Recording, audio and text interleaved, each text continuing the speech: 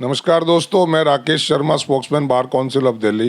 कल मैंने आपको बताया था एक जजमेंट के बारे में, जो बार एसोसिएशंस के इलेक्शंस के बारे में ऑनरेबल हाई कोर्ट का जो जजमेंट आया। थ्री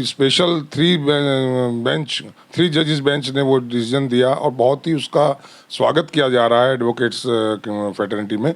तो उसके बारे में कुछ और बातें ऐसी हैं जो कुछ लोग कहना चाहते हैं, कुछ लोग उसमें चर्चा कर रहे हैं। आज मैं इसी बारे में बात कर रहा हूं बार काउंसिल ऑफ दिल्ली के वाइस चेयरमैन संजीव नशियार जी से। इस बारे में बताएंगे कि उनको क्या लगता है इस डिसीजन से, वो कितने सेटिस्फाइड हैं और इसमें क्या ऐसी चीज़ें रह गई हैं जो अभी इसमें और इंक्लूड होनी चाहिए थी। संजीव जी, आपका बहुत बहुत स्वागत है। आपने भी जजमेंट पढ़ा होगा कल, जो जजमेंट आया है। वो क्या लगता है, ये जजमेंट जितना हमारी रिक्वायरमेंट्स थी, जो इसके इलेक्शंस को लेकर के जो उहापोह की स्थिति बनी हुई थी, एक अस्थिरता बनी हुई थी, वो काफ़ी हद तक मुझे लगता है कि ऑनरेबल हाई कोर्ट ने उसको क्लियर किया है।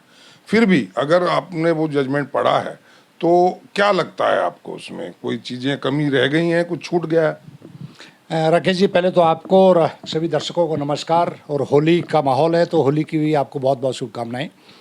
ये बात बिल्कुल सही है कि जिस तरीके से जजमेंट आया है और जजमेंट किस परिप्रेक्ष्य में आया है, हम लोग पिछले कुछ सालों से ऐसा महसूस कर रहे थे कि सभी बारों के चुनाव टाइम से ना होना, चुनाव में बहुत ज़्यादा पैसा लगना और जिस तरीके का दिन पे दिन चुनाव का स्तर गिरता जा रहा था, उसको ध्यान में रखते हुए सभी बार एसोसिएशन के सुझाव भी लिए गए। बार काउंसिल के मेंबर्स की एक कमेटी भी बनाई, हमारे चेयरमैन भी उस कमेटी में थे। तो उनके सबके सुझाव लेने के बाद मैं मानता हूं कि भी ऑनरेबल हाई कोर्ट का ये जो जुडिशल साइड में वर्डिक्ट आया है, इसमें बहुत सारी चीज़ें तो क्लियर हुई है। और मैं उम्मीद ये करता हूं कि एक तो अब चुनाव डिले नहीं होंगे, फिक्स जो डेट है उसी पे चुनाव होंगे। उसके बाद ये भी मैं इसका भी वेलकम करता हूं कि भी ये जो कहा है कि भी एक पद, अगर एक वोटिंग राइट एक बार में है और तो एक ही पद पे चुनाव होगा, लड़ सकता है कोई नेता, तो ये भी स्वागत योग्य है। ज़्यादा रिप्रेजेंटेटिव मिलेंगे और ज़्यादा सर्विसेज दे पाएंगे। कहा यह जा रहा है कि आप भी प्रेसिडेंट का इस बार फिर इलेक्शन डीबीए से लड़ना चाह रहे थे, तो कुछ इससे सेटबैक लगा?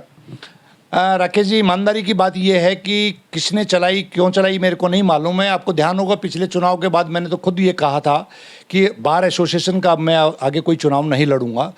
लेकिन ये बात संजीव नसीर की नहीं है। इन जनरल मैं इस बात के पक्ष में हूँ कि एक पदाधिकारी अगर किसी एक बॉडी में काम कर रहा है और एट द सेम टाइम दूसरी बॉडी में भी चला जाता है, तो डेफिनेटली वो अपना समय एक जगह से निकाल के दूसरी जगह देने में कुछ ना कुछ उसमें कमी रह जाएगी। ये स्वागत योग्य निर्णय है और मैं पर्सनली इसके फेवर में था। आप महसूस करते हैं कि इससे वाकई वर्किंग में फ़र्क पड़ता है? अभी फिलहाल डीबीए में भी जो हमारे प्रेसिडेंट हैं वो बीसीडी में भी हैं और डीबीए के भी प्रेसिडेंट हैं, तो लगता है कि अगर वो एक ही जगह होते तो ज़्यादा इफेक्टिवली काम कर पाते? नहीं, देखो, एक बात तो पक्का है, बिल्कुल आप ठीक करें। अभी जो हमारे सिटिंग प्रेसिडेंट हैं वो बार काउंसिल की एक्टिविटीज़ में बहुत कम समय दे पाते हैं क्योंकि उनके पास एसोसिएशन की जिम्मेवारी है। तो डेफिनेटली अगर यहाँ की जिम्मेवारी नहीं होगी तो काउंसिल में वो टाइम देंगे, तो टाइम तो लिमिटेड है। उसी लिमिटेड टाइम में आपने अपना प्रोफेशन भी देखना है, सोशल सर्विसेज भी देनी है। काउंसिल को और एसोसिएशन के बहुत सारे निर्णय भी ऐसे होते हैं कि जहाँ निर्णय लेने में अपनी एसोसिएशन को हम प्रायोरिटी पे रखते हैं। तो डेफिनेटली ये तो स्वागत योग्य है। जहाँ तक बात इस पूरे ओवरऑल जजमेंट की है, इस जजमेंट के अंदर जिस तरीके के वोटिंग राइट पे काम हुआ है वो भी अच्छा है, वो भी स्वागत योग्य है कि आपको ऐसी सर्टिफिकेट किसी लॉ फर्म का नहीं चलेगा जिसमें कि टोटली फर्जीवाड़ा हो। कम से कम 6 महीने का उसको दिखाना पड़ेगा रेम्युनरेशन वगैरह दिया है कि नहीं दिया।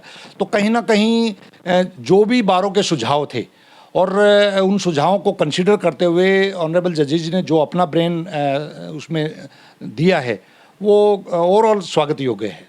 लेकिन ओवरऑल बीइंग ए लीडर पूछ रहा हूँ आपसे, आप लीडर हैं, काफ़ी अरसे से लंबा अरसा आपको लीडरशिप में हो गया है। लीडरशिप क्या कहें, रिप्रेजेंटेटिवशिप कहें, मैं कहूँ तो क्या कुछ ऐसे नेता जो ऐसी वोट्स के बल पर जीतते थे जिनका फेटर्निटी से कोई वास्ता नहीं है, जो प्रैक्टिशनर नहीं है, उनको ये सेटबैक लगेगा?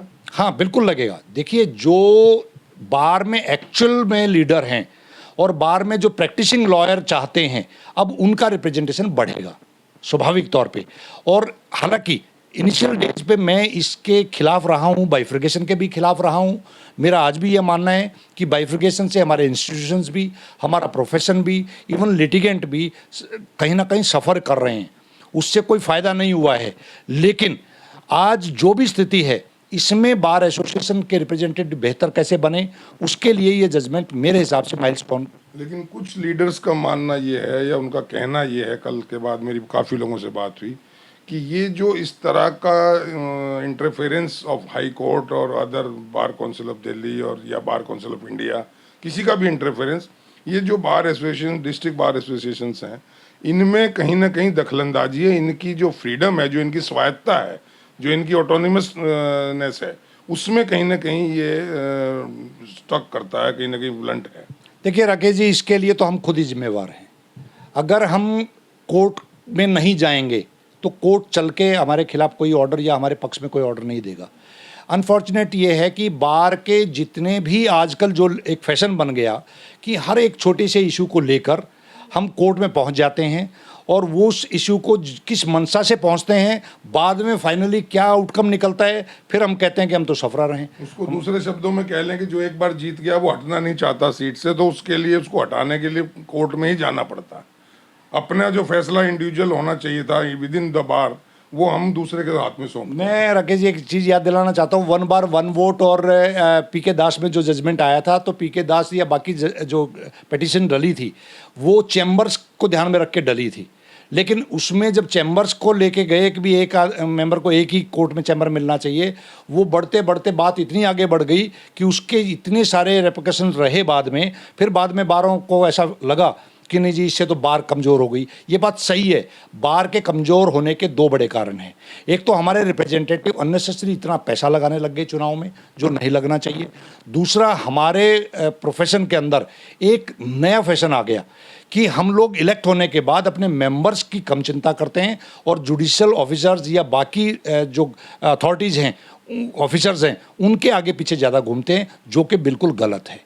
वही तो एक सबसे बड़ा ब्लंट जो है, जो महसूस करता है, ठगा महसूस करता है हम एडवोकेट। खैर, इस पर बहुत लंबी चर्चाएं हो सकती हैं। मैं अगर ये जानूं कि इसमें कौन सा ऐसा मेन पहलू अभी आपको लगता है जो छूट गया, जो या तो रिट में नहीं था, उसके बारे में क्लैरिफिकेशन नहीं मांगी गई थी, या कोर्ट ने उसको छुआ नहीं, या कमेटी ने जो अपनी रिपोर्ट दी, वो कमेटी ने भी उस चीज़ को या तो नेग्लिजेंसी हो गई, या मैं कहूँ कि वो रह गया किसी भी वजह से, कोई ऐसा पॉइंट मेजर है? एक तो ये है राकेश जी कि सभी बारों के अपने कॉन्स्टिट्यूशंस हैं, सबके यहाँ पे अलग अलग पद हैं कि कहीं 14 मेंबर हैं, कहीं 15 मेंबर हैं, कहीं 11 मेंबर हैं। इसके अलावा जैसे हमारी बार में हमारा कॉन्स्टिट्यूशन ये कहता है कि हर पोस्ट के लिए एक्सपीरियंस मैंडेटरी है। सेक्रेटरी लड़ सकते हैं तो 10 साल की स्टैंडिंग होनी चाहिए, आप मेंबर एग्जीक्यूटिव लड़ेंगे तो इतनी स्टैंडिंग होनी चाहिए। इन सब चीज़ों पे मैं समझ रहा हूँ कि जजमेंट के अंदर कहीं उल्लेख नहीं है।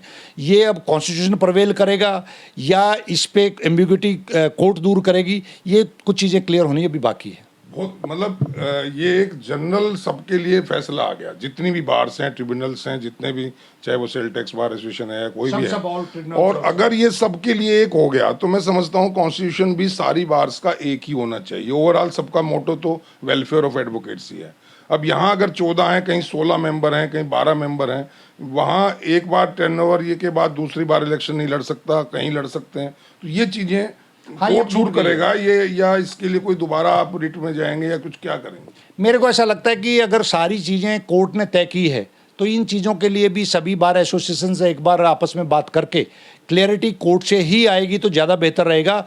या अपने लेवल पे अपनी बारों में कोई ये डिसीजन लेते हैं और अपने कॉन्स्टिट्यूशन के हिसाब से चुनाव करवाते हैं, क्योंकि चुनाव कैसे हो, चुनाव का टेन्योर क्या हो, चुनाव के अंदर किस तरह के रूल रेगुलेशंस हो, उसको लेके ये जजमेंट आई है।